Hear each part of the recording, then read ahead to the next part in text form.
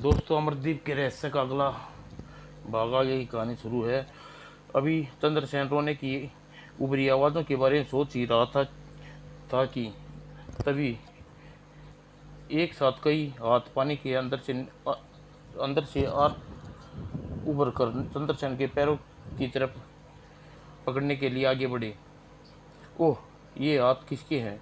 अगर ये मेरे पैरों को पकड़ में आ गए तो आगे बढ़ना मुश्किल हो जाएगा। चंद्रसेन बड़ी मुश्किल से अपने पैरों को अज्ञात हाथों की पकड़ से आने से बचा पाया।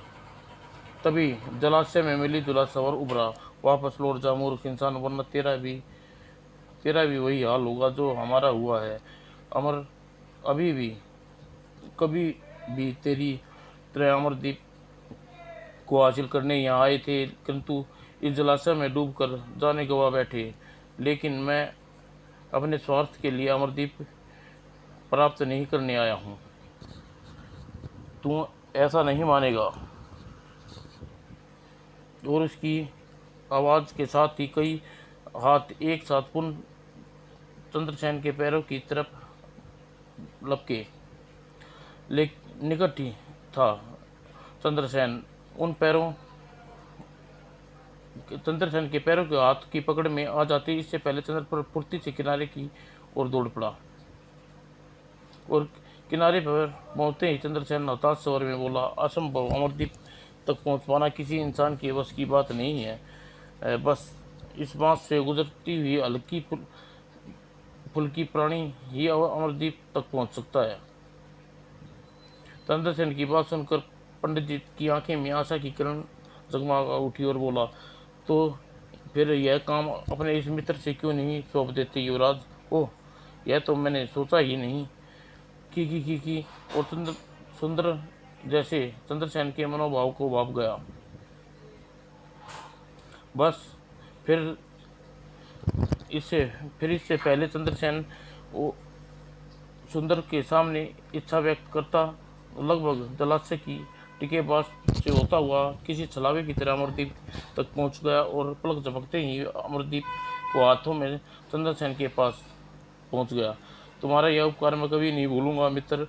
तुम्हारी मदद के बिना शायद ही मैं अमरदीप को कभी हासिल कर पाता। और लेकिन इंद्रजीत के हाथ में अमरदीप तक पहुंचे भी नहीं थे कि तभी यह सब इतनी तेजी से हुआ कि सुंदर भौचक्कर सा रह गया। और जब सुंदर को वास्तविक का एहसास हुआ, हा हा मूर्ख बंदर, अब तू यहाँ बैठकर अपने मित्र की लाश पर आंसू बहा, मैं चला अमरदीप लेकर स्वर्ण देश की ओर। हा हा की। और केशव पंडित अपनी सफलता पर खुशी से फूला न समाया। उधर दूरदर्शी जलाशय में केशव पंडित की सफलता देखकर काल केतु अठास लगाकर, हा कुछ ही घंटों में पंडित अमरदीप लेकर यहाँ पहुँच जाएगा। उसके बाद सारी पृथ्वी हमारा अधिकार होगा। अगले ही पल काल केतु के तेज कदमों के चलता हुआ राजमहल की ओर बढ़ गया और सिर दी। ठीक उसी समय एक अचानक घटना घटी और जिसकी कल्पना काल केतु भी ने की थी न पंडित ने ही नहीं। और अमरदीप को हाथों से निकलता देख पंडित के होश उड़ गए और बौखलाए स्वर में बोला, अमरदीप मुझे लौटा दे सुंदर भाई, दो सुंदर भाई। अगर तुम अमरदीप के बगैर लौटा तो कालदूत मेरी जान ले लेगा। यही तेरी सजा है दुष्ट। जा तू जाकर अपने कर्मों की सजा भुगत। और फिर पंडित आदि कुछ करने का मौका न मिला, क्योंकि वह तत्कालीन ही पंडित को महल के द्वार के पार खुले आसमान में पहुंच चुका था। और पंडित के ओंजल होते ही सुंदर अपने असली रूप में आया गया। आखिर जिस बात का डर था वही चंद्रसेन काल के क्रूर हाथों में नहीं बचा सका। लेकिन अब मैं जीवित नहीं रहूँगा और मैं अपने प्राण दे दूंगा। और इतना कहते ही शांति कुमार ने चंद्रसेन की तलवार म्यान से खींच ली। लेकिन ठहरो योगीराज, आत्महत्या करना पाप है। ओ यह आप यहाँ क्यों आई हैं? मैंने आपको नहीं बुलाया। हमने 3 बार तुम्हारी मदद करने का वचन दिया था योगीराज। इस बार तुम अपने ही हाथों अपने जीवन का अंत कर रहे हो। वो अतः हम स्वयं आना पड़ा। अपने मित्र को खोने के बाद मैं खुद जीना नहीं चाहता। नागकन्या, या तो हमारे मित्र के प्राण लौटा दो या फिर हमें भी मरने दो। निराश न हो योगीराज, अमरदीप की शक्ति से तुम अपने हर का, कामना पूर्ण कर सकते हो। फिर नागकन्या कृति कुमार को अमरदीप का उपयोग की विधि बताते हुए अंतर्ध्यान हो गई। और कीर्ति कुमार ने समय नहीं गवाया। नागकन्या के निर्देश अनुसार उसने चंद्रसेन को कटा हुआ सिर जोड़कर अमरदीप को उसे छुआ और पवित्र आत्मा को याद किया। अगले ही पल, अरे जोगिराज, तुम यहाँ कैसे हो मित्र? बताता हूँ मित्र। और फिर कीर्ति कुमार ने चंद्रसेन को अपने साथ हुई घटनाओं के विषय में विस्तार तू बताता चला गया। सब कुछ बताने के बाद, यह लो मित्र अमरदीप, तुम्हारी अमानत। किंतु याद रखिए कि यह शक्ति किसी गलत हाथों में न पड़े, कहीं तो परिणाम बहुत बुरा होगा, मानवता खतरे में पड़ जाएगी। निश्चित रहो मित्र, अमरदीप को पाने के लिए कालकेतु ने हसरत पूरी नहीं होगी। मैं सबसे पहले उसका उपयोग महाराज सूरसिंह सिंह पर ही करूंगा। अमरदीप की मदद से तुम अपनी हर इच्छा पूर्ण कर सकते हो। तो आओ हम मिलकर महाराज से मिलने की कामना करते हैं। और कीर्ति कुमार ने चंद्रसेन को अमरदीप के स्पर्श कराते हुए महाराज से मिलने की इच्छा कल्पना की। और अगले ही पल, युवराज चंद्रसेन, महाराज आप इस हालत में? इस दुष्ट कालकेतु की कारस्तानी है युवराज, मुझे बंदी बना लिया गया और स्वयं राजा बन बैठा। अब मैं समझ गया कि कालकेतु ने अमरदीप को हासिल करने के लिए मुझे महाराज के पाषाण होने की झूठी कहानी सुनाई। तभी चंद्रसेन ने की सोचों की भंग हुई। महाराज से बोले, काश उस आस्तीन के सांप को हमने भरोसा न किया होता तो शायद हमारी यह दुर्दशा न होती। पता नहीं हमारी बेटी पर क्या गुजर रही होगी। राजकुमारी ठीक है महाराज, मैंने उससे मिल चुके हैं, किंतु आश्चर्य यह है कि राजकुमारी जी को हमें इस संबंध में कुछ नहीं बताया।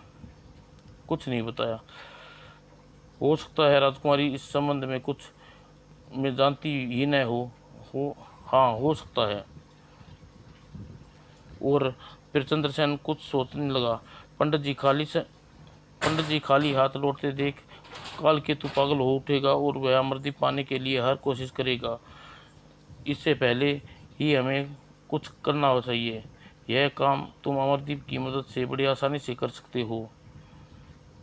लेकिन मित्र, इस पवित्र शक्ति का सहारा लेकर कालकेतु जैसे दुष्ट को नहीं मारना चाहता। कालकेतु के कर्मों का फैसला जनता की अदालत में होना चाहिए। फिर तो हमें पहले से जनता को जागृति पैदा करनी होगी। इसके लिए हम प्रजा पर यह जाहिर करें कि महाराज जीवित हैं और उनके साथ हैं, जीत है और उसके साथ है। तो महाराज बोले, हाँ, यह यहाँ से निकलने का कोई मार्ग नहीं है। मार्ग तो है महाराज। जिस तरह हम इस कारागार में आप तक पहुँचे हैं, उसी तरह आपको लेकर यहाँ से निकल जाएंगे। थोड़ी देर बाद जब सैनिक महाराज के लिए भोजन लेकर उकाल कोठरी के भीतर पहुँचे, अरे महाराज तो यहाँ नहीं है, नज़र नहीं आ रहे। बेड़ियाँ टूटी पड़ी हैं, लेकिन द्वार तो बाहर से बंद है। महाराज कहाँ गए सकते हैं? हमें तुरंत सेनापति को सूचित करना होगा। अगले पर दोनों सैनिक महाराज सूरवीर को फरार होने की सूचना देने के लिए उल्टे पांव दौड़ पड़े। उधर जादुई कालीन और केशव पंडित को लेकर जब दरबार में उतरा तो कालदूत ने उसे खाली हाथों पर हाथ पड़ते ही आग उगलने लगा। पंडित अमरदीप कहाँ है? गुस्ताखी माफ हो महाराज, अमरदीप मेरे हाथों से आकर निकल गया। फिर पंडित ने डरते डरते सारी बात कालकेतु को बताई। अमरदीप को हाथ से निकल जाने का पता चलते ही कालकेतु आग बबूला हो गया। मूर्ख पंडित, तेरी नादानी की वजह से अमरदीप मेरे हाथों से निकल गया। अब तू इस नादानी की सजा तुझे मिलेगी। ओ रहम महाराज रहम। लेकिन अगले ही पल पंडित निष्कासित होकर जमीन पर गिर पड़ा। ठीक उसी समय कालकेतु शत्रुजित के दरबार में ठीक उसी पल सेनापति शत्रुजीत ने दरबार में आकर कालकेतु महाराज को सूरवीर सिंह के फरार होने की सूचना दी। महाराज गजब हो गया, न जाने कैसे और अब सूरवीर सिंह अपनी कालकोठी से भाग निकला। लगता है तुम लोगों के बुरे दिन आ गए हैं सेनापति, जाओ। लगता है तुम लोगों के बुरे दिन आ गए हैं सेनापति, जाओ स्वर्ण देश का चप्पा चप्पा छान मारो। सूरवीर जहाँ भी हो, जिंदा या मुर्दा, हमारे सामने पेश करो, वरना तुम में से कोई नहीं बचेगा। और सेनापति शत्रुजीत के तुरंत ही बाहर निकल गया। और राजकुमारी सोनप्रभा पंडित को लौटते देख जिज्ञासावश दरबार में की ओर आ गई और कालकेतु के शब्द सुनकर वह ठिनक गई। ओह, तो पिताजी जिंदा हैं। और कालकेतु ने ही झूठ क्यों कहा? फिर ये वह कौन था जिसे पत्थर के रूप में दिखाया गया था? जरूर कोई साजिश है, हमें सच्चाई का पता लगाना चाहिए। और फिर जैसे कालकेतु अग्निदेव की हालत में दरबार से निकला, सोमप्रिया सावधानी से उसका पीछा करती हुई उसके कक्ष तक पहुंच गई। ऐसा ताना आत्मा, दरवाजा खोल। ओह, महामंत्री का यह रहस्य व्यक्तिगत पहली बार देख रहे हैं। और अपनी बौखलाहट में कालकेतु शयन कक्ष की दीवार को बंद करना भूल गया।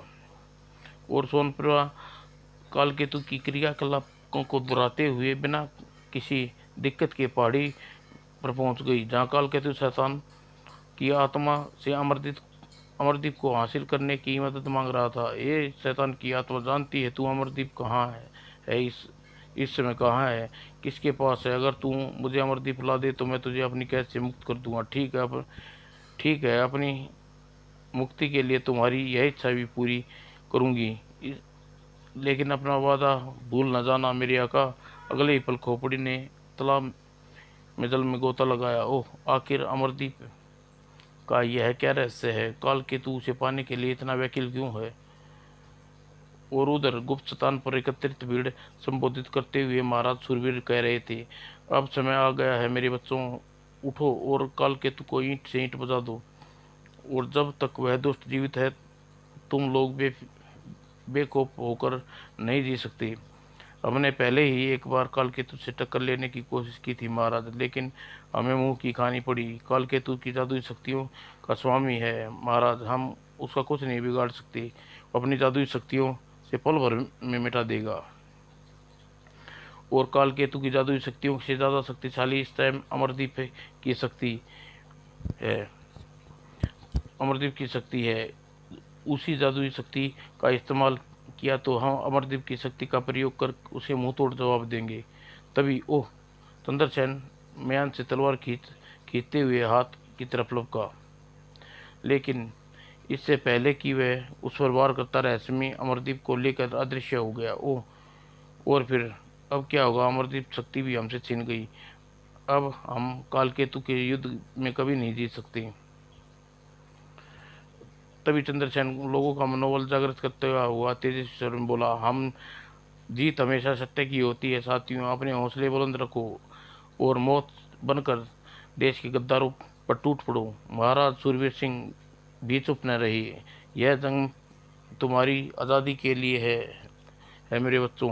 आज की मिट्टी में तुमसे अपना हक मांग रही है। लेकिन उपस्थित भीड़ को गहरा सन्नाटा छा गया। लोग खामोशी से दुखी हो महाराज घायल स्वर में बोला, ठीक है, तुम लोग अपने प्राणों की इतना ही मोह है तो बैठे रहो अपने घरों में, हम अकेले ही यह जंग लड़ेंगे। और जब तक हमारे जिस्म में खून है, धरती लाल नहीं हो जाएगी, तब तक हम लड़ते रहेंगे। यह युद्ध में आप अकेले नहीं हैं महाराज, हम भी आपके साथ हैं।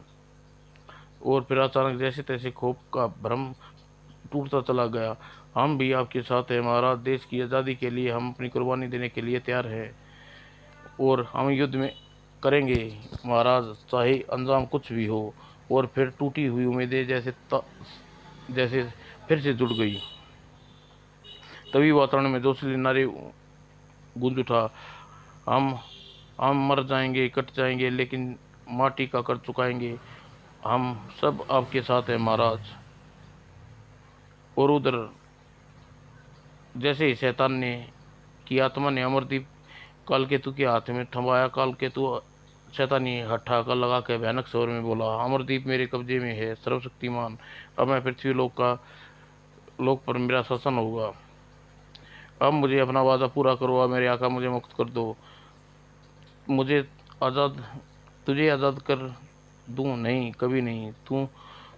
तूने मुझे धोखा मुझे तूने मुझे धोखा दिया।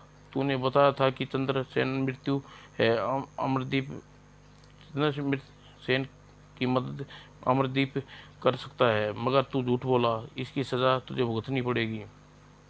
चंद्रसेन के साथ तूने बंदर को देखा था, वह तेरी आंखें के सत्य का पहचान नहीं सकी, इसलिए मेरा इसमें क्या दोष? तेरा दोष नहीं है, तू सिर्फ तेरा दोष यही है कि तू मुझे नहीं पहचान सकी। हा हा हा हा।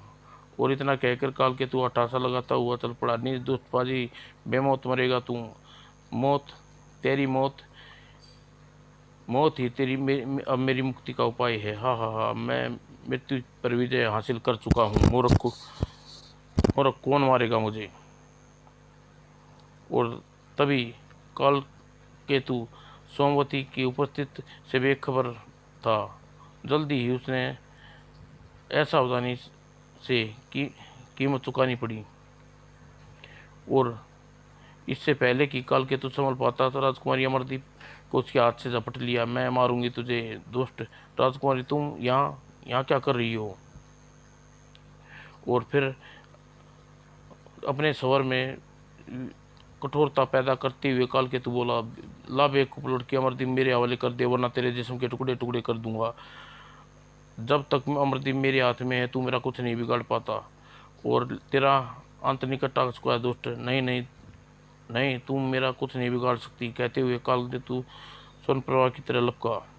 और किंतु जैसे ही कालकेतु सोम प्रभा के निकट पहुंचा, बुराई का अंत बुरा होता है कालकेतु।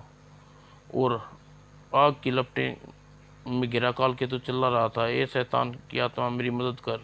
जिस पवित्र आग में तू घिरा है मेरे आका, उसे तेरी रक्षा करना मेरे वश की बात नहीं है। और देखते ही देखते कालकेतु का शरीर राख के ढेर में बदल गया और शैतान की आत्मा पिंजरे से निकलकर असली रूप में सोनप्रभा के सामने प्रकट होती बोली, मैं तेरी शुक्रगुजार हूँ राजकुमारी, तूने मुझे दुष्ट की को मारकर मुझे इसकी गुलामी से आज़ाद कर दिया। इसके बदले में जो मांगना चाहती है मांग ले। मुझे यह जानकर खुशी हुई कि तुम कालकेतु की गुलाम से आज़ाद हो गई है, पर वादा करो कि यहाँ से निकलने के बाद तुम कभी हमारे देश में कदम नहीं रखोगी। मैं वादा करती हूँ, मेरे जाने जाते ही तुम्हारे देश में पूर्ण सुख शांति का साम्राज्य होगा। और फिर अगले ही पल और सोनप्रभा ने अमरदीप को पवित्र आत्मा की को मुक्त कर दिया। हे पवित्र आत्मा, जाओ, तुम अपने स्थान पर लौट जाओ। और उधर स्वर्ग स्वर्ण देशवासी महाराज सूरवीर के कार्तिक कुमार के चंद्रसेन के नेतृत्व में किले पर धावा बोल दिया। जल्दी ही उन्होंने सैनिकों को छक्के छुड़ा दिए और अपना रास्ता बनाते हुए महल तक जा पहुंचे। आ और वातावरण में चीखों पुकार की आवाज़ें का गूंज उठी, मारो मारो। और चंद्रसेन आखिरकार सेनापति शत्रुजीत तक पहुंचने में सफल हो गया। अब तू नहीं बचेगा गद्दार, फैसला भी फैसला भी हो जाएगा चंद्रजीत। और दोनों में भीषण युद्ध आरंभ हो गया। लेकिन जल्दी ही और सेनापति शत्रुजीत के मरते ही सैनिकों के हौसले पस्त हो गए। उन्होंने अपने हथियार फेंक दिए और अपने आपको नागरिक के हवाले कर दिया। हम युद्ध नहीं करना चाहते महाराज, हम अपनी हार स्वीकार है। और फिर महाराज ने सूरवीर सिंह देशद्रोही राजस्थानी सैनिकों को बंदी बनाकर काम नागरिकों के छोड़ दिया और चंद्रसेन के साथ महल में दाखिल हो गए। राजमहल में महाराज और के वफादार सैनिकों ने कब्जा हो चुका था। लेकिन हमें अफसोस है महाराज, हमें बहुत खोजा परंतु राजकुमारी और कालकेतु कहीं नहीं, पता नहीं चला। आखिर कालकेतु कहाँ चला गया? नहीं, हमारी बेटी को किस हाल में होगी? और तभी पिताजी, हम बिल्कुल ठीक हैं, आप परेशान न होइए। और आगे बढ़कर सोमप्रभा ने अपने सीने से लगाते हुए महाराज व्याकुल स्वर में बोले, बेटी बेटी हमारी बच्ची, अब तुम कहाँ थी? तब सोमप्रभा ने कालकेतु की मौत के बारे में उन्हें सविस्तार से बता दिया। और इस तरह एक भयानक षड्यंत्र का अंत हुआ और स्वर्ण देश में खुशहाली छा गई। यह खुशी उस समय और बढ़ गई जब चंद्रसेन सोन प्रभा का विवाह संपन्न हुआ। जब विदाई की बेला आई तो पूरा देश उसे विदाई देने राजमहल के आंगन में उमड़ा। भगवान आप दोनों को की जोड़ी बनाए रखे, सदा सुखी रहो, फूलो फूलो। विदाई की रस्म की बेला को हम कभी नहीं भूलेंगे। और स्वर्ण रथ को हाँकते हुए कीर्ति कुमार सोच रहा था, मैं कितना खुशनसीब होता अगर वह देश जो ये लोगों के दिलों में अपने देश के लिए इतना अटूट प्रेम सम्मान, सचमुच प्रेम की जड़ कितनी गहरी और मजबूत होती हैं। समाप्त दोस्तों।